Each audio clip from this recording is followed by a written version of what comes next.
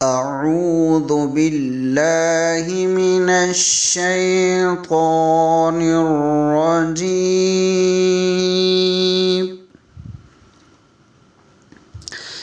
بسم الله الرحمن الرحيم.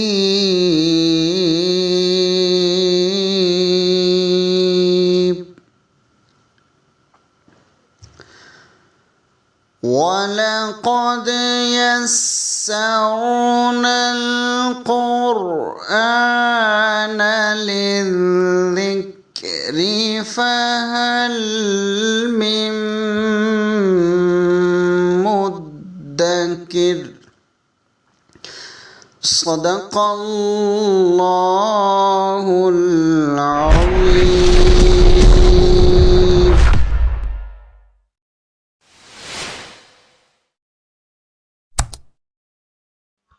جی بسم اللہ الرحمن الرحیم.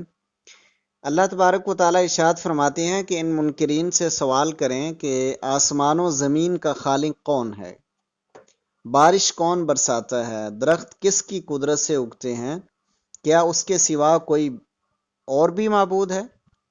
زمین کو کس نے قرار بخشا ہے کہ وہ ٹھہری ہوئی ہے، ندیاں کس نے جاری کی ہیں، دریاؤں میں پردہ کس نے حائل کیا ہے؟ تمہیں شعور نہیں؟ بے قرار کی دعا کون سنتا ہے، برائی کون دور کرتا ہے، تمہیں زمین کی نیابت کس نے عطا کی ہے؟ تم سمجھتے نہیں خشکی تری میں ہمارے لیے راستے کون بناتا ہے، رحمت والی ہوائیں کون چلاتا ہے، اللہ کا شریک کون ہے؟ اگر ہے تو دلیل پیش کریں. یہی نہیں آخرت کے معاملے میں ان کی سمجھ اور بھی گئی گزری ہے، بلکہ یہ اندھے ہو کر رہ گئے ہیں.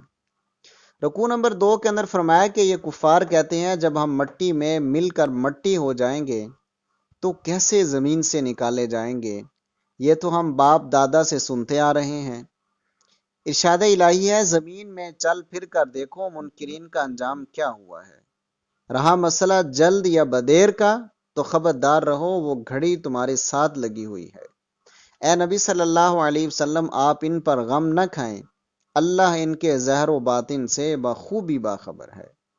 قرآن ان کے اکثر اختلافات کو ظاہر کرتا ہے اور اس میں اہل ایمان کے لیے ہدایت اور رحمت ہے.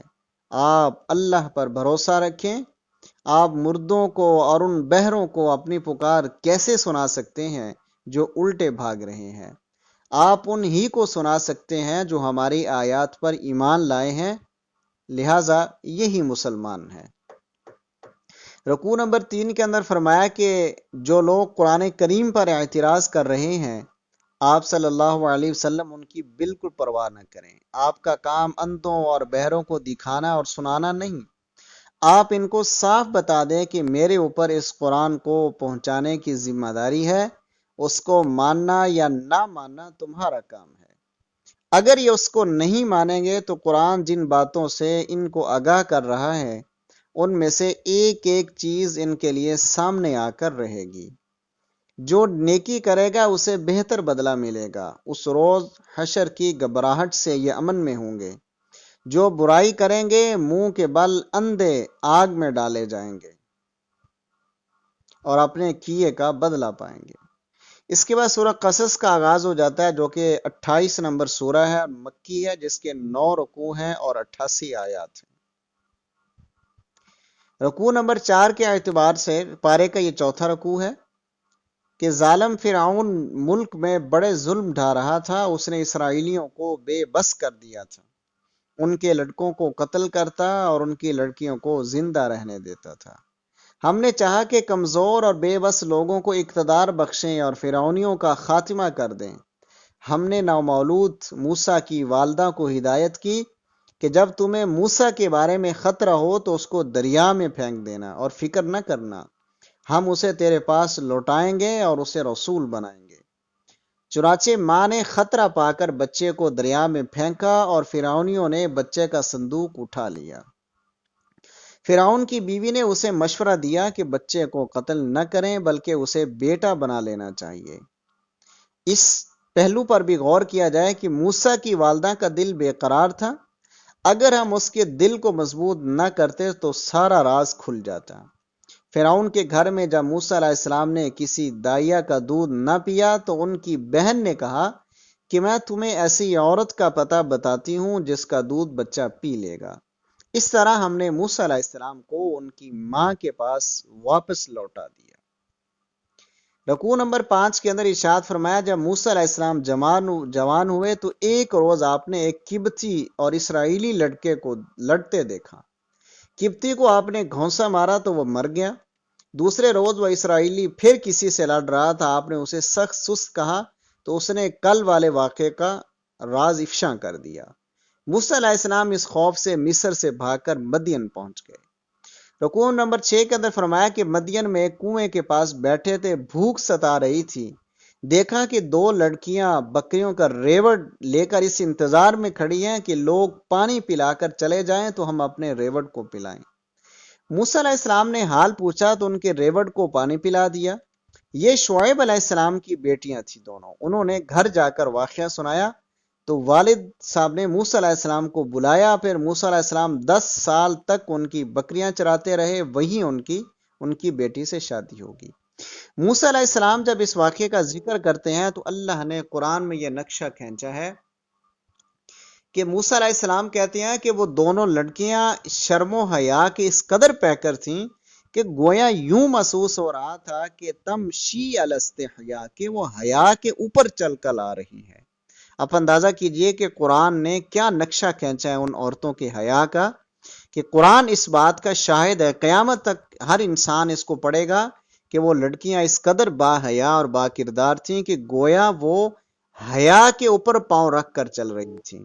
آپ اس سے اندازہ کیجئے کہ آج ہماری حیا اور ہماری قدریں کیا ہیں۔ رکوع نمبر 7 کے اندر فرمایا 10 سال کے بعد واپس گھر آنے کا ارادہ فرمایا۔ جب کوہ طور کے پاس سے گزر رہے تھے یہاں آگ کی ضرورت محسوس ہوئی تو موسیٰ علیہ السلام نے دور آگ دیکھی، وہاں اللہ تعالیٰ سے ہم کلامی کا شرف نصیب ہوا اور پیغمبری مل گئی۔ آپ کو حکم ہوا کہ فرعون کے پاس جاؤ۔ جب فرعون کے پاس تشریف لائے تو فرعون نے کہا موسیٰ تو مجھے جادوگر معلوم ہوتا ہے۔ فرعون نے اپنے وزیر سے کہا میرے لیے ایک بلند و بالا محل تعمیر کرو جس پر کھڑے ہو کر دیکھو کہ موسیٰ کا رب کہاں رہتا ہے۔ فرعون اور اس کی فوجوں کے ناحق تکبر کو ہم نے انہیں پکڑ لیا، وہ دنیا میں لعنت کے مستحق پائے اور آخرت بھی ان کی برباد ہو گئی۔ رکوع نمبر 8 کے اندر فرمایا کہ جب موسیٰ علیہ السلام کو کوہ طور پر ہم کلامی کا شرف حاصل ہوا تو آپ وہاں موجود نہ تھے۔ اس صورت میں موسیٰ علیہ السلام کے تمام واقعات کو ٹھیک طور پر حضور صلی اللہ علیہ وسلم کا بیان کر دینا اس بات کی دلیل ہے کہ آپ اللہ کے رسول ہیں۔ ارشاد الہی ہے کہ ہم نے محمد مصطفیٰ صلی اللہ علیہ وسلم کو اس لیے بھیجا ہے کہ کل کو تمہاری گرفت ہو تو یہ نہ کہہ سکو کہ اگر ہمارے پاس ہماری ہدایت کے لیے کوئی پیغمبر آتا تو ہم اس کا طریقہ ضرور اختیار کر لیتے۔ فرمایا ان سے کہیے اگر ان کے پاس قرآن سے زیادہ ہدایت دینے والی کوئی کتاب موجود ہے تو لے آئیں۔ حقیقت یہ ہے کہ یہ لوگ خواہشات کے پیروکار ہیں اور جو لوگ ہدایت خداوندی چھوڑ کر اپنی خواہشات کے پیچھے لگ جائے اس سے بڑا گمراہ کون ہوگا۔ رکوع نمبر 9 کے اندر فرمایا کہ ہم ہدایت بھیجتے رہے اور اہل کتاب کی ایک جماعت نے دعوت ایمان کو قبول بھی کیا، انہیں ان کے صبر کا 2 چند اجر ملے گا، ڈبل ملے گا۔ یہ لوگ بیہودہ باتیں سن کر اس سے منہ موڑ لیتے ہیں۔ ہدایت دینا نبی کا کام نہیں ہے، اللہ جسے چاہتا ہے ہدایت عطا فرماتا ہے۔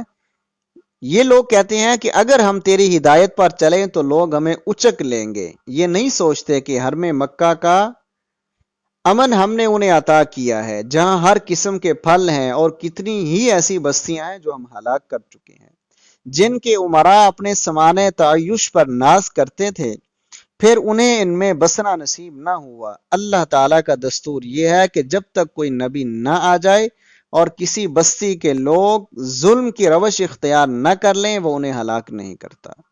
رکوع نمبر 10 کے اندر فرمایا جن لوگوں سے اللہ نے اچھا وعدہ کیا اور وہ جنہیں دنیا میں فائدہ اور آخرت میں گرفت مقدر ہوئی وہ کیسے برابر ہو سکتے ہیں۔ اس دن ان سے کہا جائے گا کہاں ہیں تمہارے بنائے ہوئے میرے شریک، ان کا جواب ہوگا کہ انہوں نے ہمیں بہکایا تھا، لیکن اس دن وہ ان کی پکار کا کوئی جواب نہ دیں گے۔ ان لوگوں کو اس دن کچھ نہ کچھ سوجے گا، لیکن ایمان اور عمل صالح کے مالک نجات پانے والے ہوں گے۔ تیرا رب ظاہر و باطن سب کچھ جانتا ہے، حکم اسی کا ہے۔ اگر وہ قیامت تک کے لیے تاریکی کر دے تو کوئی روشنی لانے والا نہیں۔ اس نے رات کو سکون کے لیے اور دن کو کسب معاش کے لیے بنایا ہے۔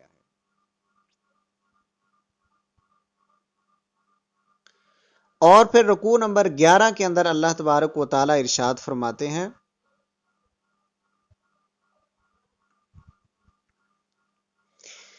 کہ قارون بے حساب دولت کا مالک تھا، اس کے خزانوں کی کنجیاں جو چابیاں ہیں زور آور جماعت کو اٹھانا بھی مشکل ہوتی تھی۔ وہ اکڑنے لگا۔ ہم نے سمجھایا کہ دنیا سے آخرت سنوارنے کے لیے ہم نے تو اسے بھلائی کی ہے، تو دوسروں سے بھلائی کر، فسادی ہونا پسند نہ کر۔ اس نے کہا میرے پاس جو کچھ ہے میری اپنی ہنر مندی سے ملا ہے۔ وہ بھول گیا کہ اللہ نے اس سے پہلے اس سے بھی زور آور کتنی ہی قومیں ہلاک کی ہیں۔ اس کی دولت کو دے کر دنیا والے رشک کرنے لگے، لیکن اہل علم نے کہا کہ اللہ کا ثواب بہتر ہے۔ ہم نے اسے اور اس کے گھر بار کو زمین میں دھنسا دیا، کوئی اسے بچا نہ سکا۔ اب اس کے مرتبہ کی تمنا کرنے والے کہنے لگے اللہ کا احسان نہ ہوتا تو ہم بھی دھنس جاتے۔ رکوع نمبر 12 کے اندر فرمایا کہ آخرت ان کا حصہ ہے جو ملک میں ظلم و فساد کا ارادہ نہیں رکھتے۔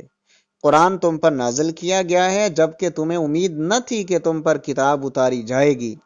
تم ہرگز کافروں کی طرفداری نہ کرنا، انہیں اپنے رب کی طرف بلانا، شرک نہ کرنا، اللہ کے سوا کسی کو نہ پکارنا، اللہ کے سوا سب ہلاک ہونے والے ہیں، حکم اسی کا ہے، تم سب کو اسی کی طرف لوٹ کر جانا ہے۔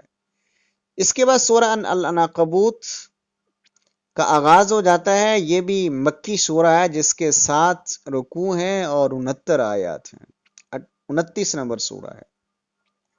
13ویں رکوع کے اندر فرمایا کہ کیا ایمان والوں نے خیال کر لیا ہے کہ وہ یوں ہی آزمائش کے بغیر ہی چھوڑ دیے جائیں گے؟ ہم ان سے پہلوں کی بھی آزمائش کر چکے ہیں۔ اللہ کو ضرور دیکھنا ہے کہ سچے کون ہیں اور جھوٹے کون۔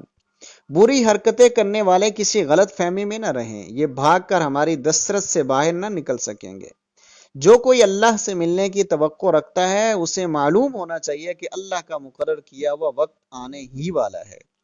ایمان اور نیک کردار بندوں کی برائیاں ضرور دور کر دی جائیں گی۔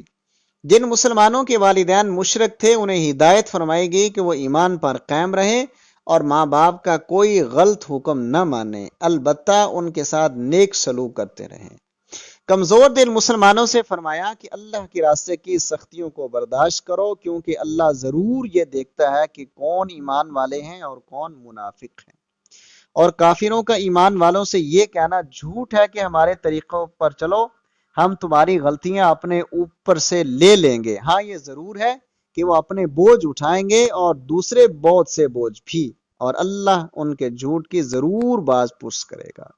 رکوع نمبر 14 کے اندر فرمایا کہ نوح علیہ السلام کا ذکر ہے کہ انہوں نے 950 سال قوم کو نصیحت کی، پھر طوفان آیا، حضرت نوح علیہ السلام اور ان کے ساتھی بچے، باقی لوگ اپنے انجام کو پہنچے۔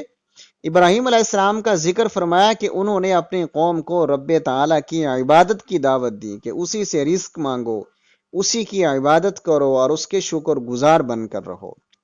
اگر تم میری بات نہیں مانتے ہو تو یہ کوئی نئی بات نہیں، پہلی امتوں نے بھی نبیوں کے ساتھ یہی سلوک کیا ہے۔ میرا اللہ ہی پیدا کرنے والا ہے، وہی قیامت برپا کرے گا، جس پر چاہے رحم فرمائے گا اور جسے چاہے عذاب دے گا۔ رکوع نمبر 15 کے اندر فرمایا کہ قوم نے کہا کہ ابراہیم کو قتل کر دو، جلا ڈالو، مگر اللہ تعالیٰ نے ابراہیم علیہ السلام کو بچا لیا۔ انہوں نے ہجرت فرمائی اور ہم نے انہیں اسحاق اور یعقوب علیہم السلام عطا فرمائے۔ ان کی اولاد میں نبوت رکھی، ان کو دنیا میں اجر عطا فرمایا اور آخرت میں وہ نیک لوگوں میں سے ہوں گے۔ لوط علیہ السلام نے قوم سے فرمایا کہ تم ایسی بے حیائی کا ارتکاب کرتے ہو، تم سے پہلے کسی نے بھی یہ حرکت نہیں کی۔ قوم نے کہا جو کچھ کرنا چاہے کر لے، ہم تو باز آنے والے نہیں ہیں۔ حضرت لوط نے رب سے دعا کی، اے میرے رب ان مفسدوں کے مقابلے میں میری مدد فرما۔ رکوع نمبر 16 کے اندر فرمایا کہ عذاب کے فرشتے آئے اور ظالم نیست و نابود کر دیے گئے۔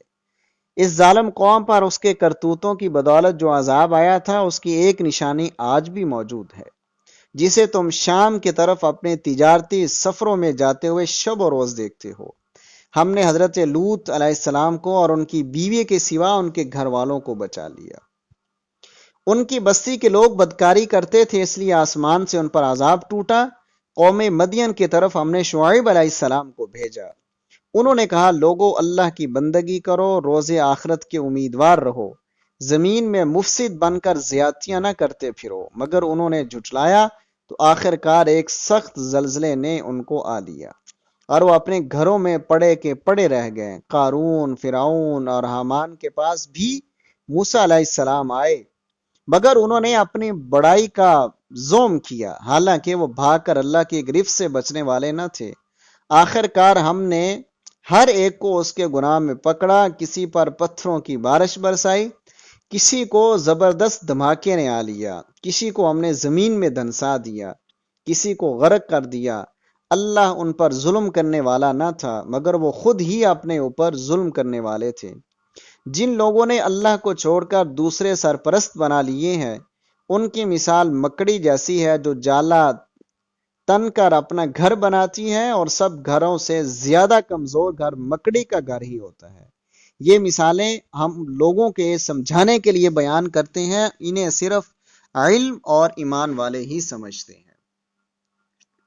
وآخر دعوانا ان الحمد للہ رب العالمین۔